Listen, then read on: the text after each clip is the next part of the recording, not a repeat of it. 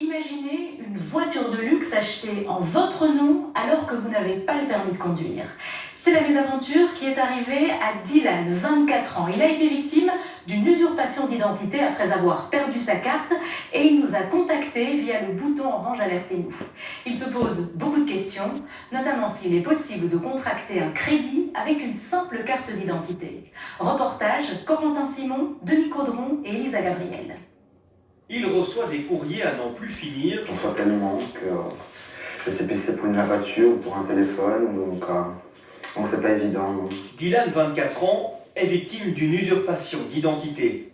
Il a perdu son sac, mais il a mis une semaine à bloquer ses cartes, sans se douter des conséquences. Proximus, ici c'est la Mastercard Gold, ici c'est encore des autres mises en demeure. J'ai été fiché à la Banque nationale, j'ai reçu une lettre de leur part en me disant que j'étais fiché malheureusement.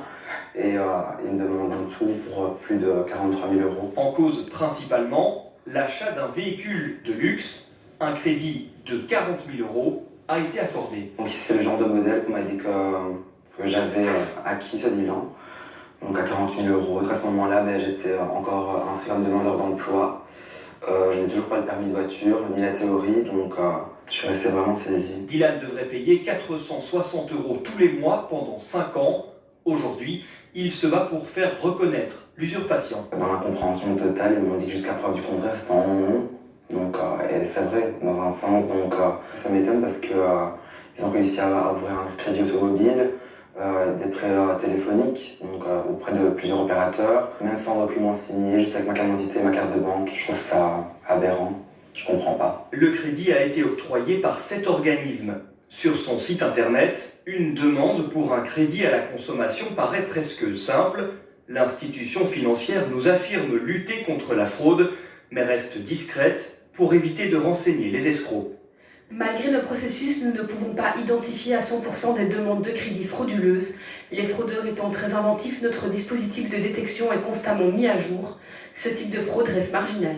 En Belgique, on compte près de 10 000 plaintes pour fraude à l'identité chaque année. Le phénomène est en hausse et le secteur bancaire est conscient du problème, notamment sur Internet. Les règles restent les mêmes, c'est-à-dire que la banque continue à contrôler votre identité, continue à contrôler la correspondance entre la photo qui est présentée et la personne derrière, donc ça se fait en ligne simplement.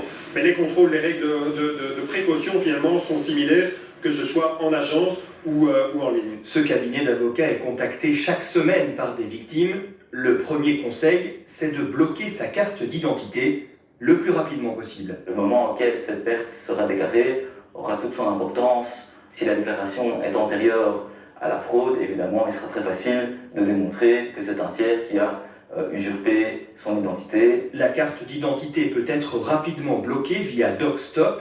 La manœuvre ne prendra que quelques minutes et pourrait vous éviter bien des soucis. Dans la suite de votre RTL